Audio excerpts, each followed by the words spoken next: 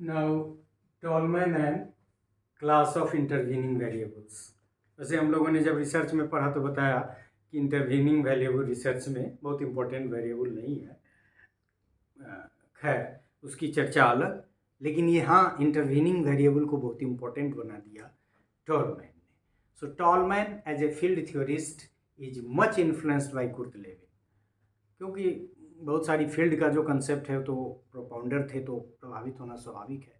On the pattern of Levin's system, Tolman accepted three important classes of intervening variables as the need system, the behavior space, and the belief value matrix. So, Tolman accepted three important classes of intervening variables as the need system, मान लीजिए the need system,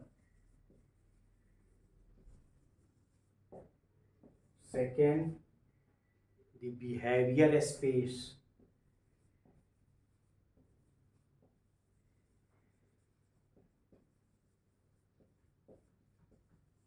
and the third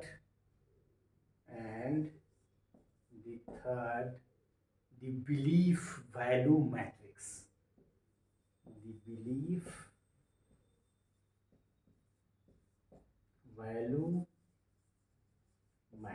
matrix आप समझते ही हैं, दोनों को मिला के matrix maths का कंसेप्ट है, जो हम लोग इंटरनल कंसिस्टेंसी के लिए जो बनाते हैं कि इसका इससे रिलेशन, इसका इससे कोरिलेशन, उसी तरह की चीज़ें।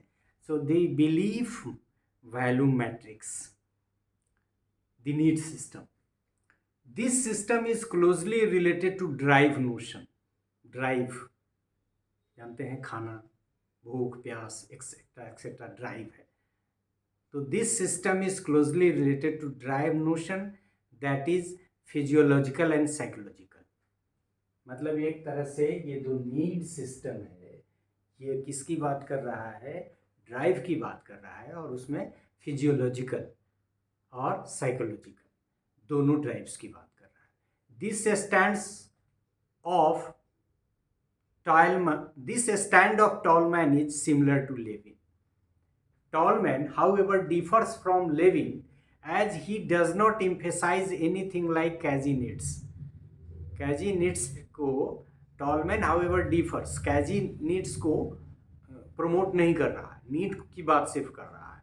अब कैजी नीड होता क्या है, जिसको लेविन की बात से इन्होंने जोड़ा है, वो एक बार हमने चर्चा कर दी थी शायद कुर्ट लेविन के क्रम में, कि कैजी नीड का मतलब ये हुआ कि आपको भूख लगी है तो खाना तो कहीं चाहिए, लेकिन किसी पर्टिकुलर होटल में आपको खाना है, इसका मतलब ये हुआ कि वो आपका कैजी नीड है। तो खैर, तो एक तो समझ गया कि इन्होंने नीड सिस्टम की बात की।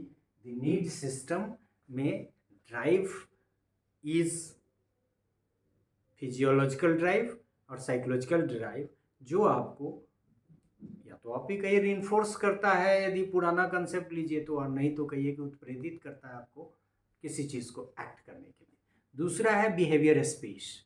This concept is closely related to Lewin's concept of life space. मतलब इनका बिहेवियर स्पेस जो है वो लाइफ स्पेस के कंसेप्ट से मिलता जुलता है।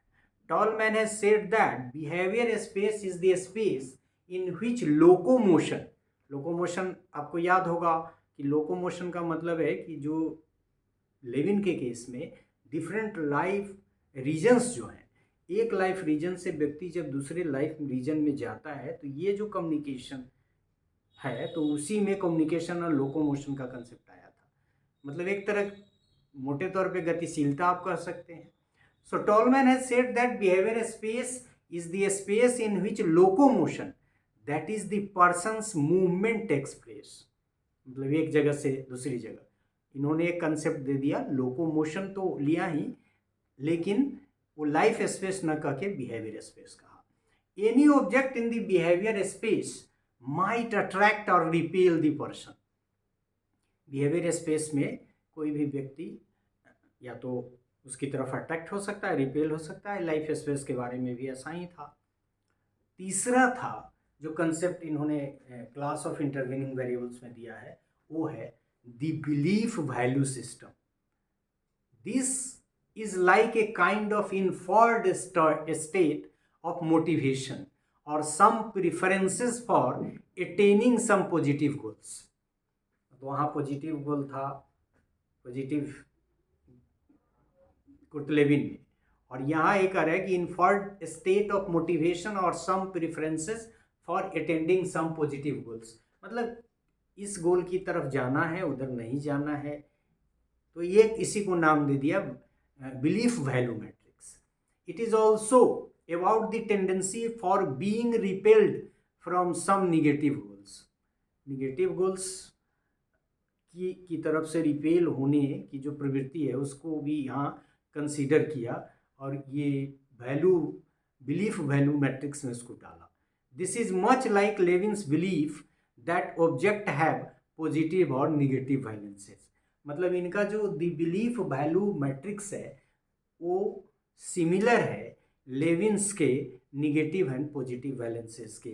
यहाँ निगेटिव वैलेंस है मतलब निगेटिव वैल्यूज है, इधर जाना है इधर नहीं जाना है, उधर अट्रैक्शन है उधर रिपल्शन है.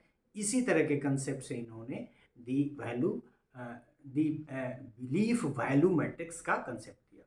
तो एक तरह से ये आप देख सकेंगे इनके तीनों जो कंसेप्ट है, नीड ड्राइव का कंसेप्ट वहाँ भी था, यहाँ भी ड्राइव फिजियोलॉजिकल की बात कर रहे हैं.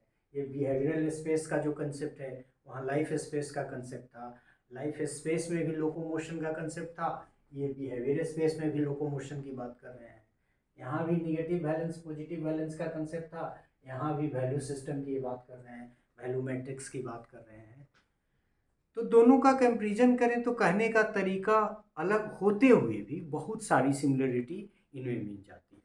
सो in this part we could learn that Tolman के जो क्लास ऑफ इंटरवीनिंग वेरिएबल्स अलग से आएगा भी, डिपेंडेंट इंडिपेंडेंट इंटरवीनिंग का कंसेप्ट आएगा भी, फिर उसकी बात बाद में करेंगे.